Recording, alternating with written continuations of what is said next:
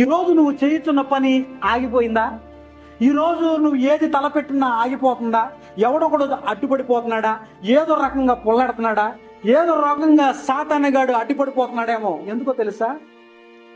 దీవారాత్రులు నువ్వు ఆయన గ్రంథాన్ని ధ్యానించకపోవడం, దీవారాత్రులు ఆ వాక్యాన్ని నెమరు వేసుకోవాలా, అరిగించుకోవాలా. ఇప్పుడు గేదెలు ఉంటాయి, బర్రెలు ఉంటాయి, ఏం చేస్తాయి?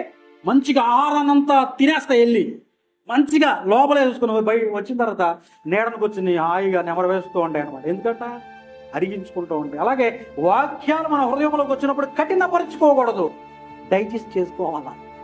ఎప్పుడైతే వాక్యం నీ హృదయంలో డైజెస్ట్ అవుతుందో నువ్వు చేయనదంతా ఏమైపోతుంది? ఇప్పుడు సఫలమైపోతుంది.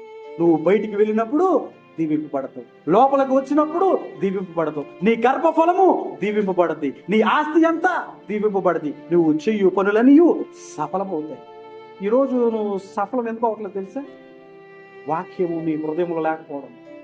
నువ్వు తలంచిన తలంపులన్నీ కూడా సఫలం అవ్వాలనుకో, దీవారాత్రులు ఆయన ధర్మశాస్త్రాన్ని ధ్యానించు.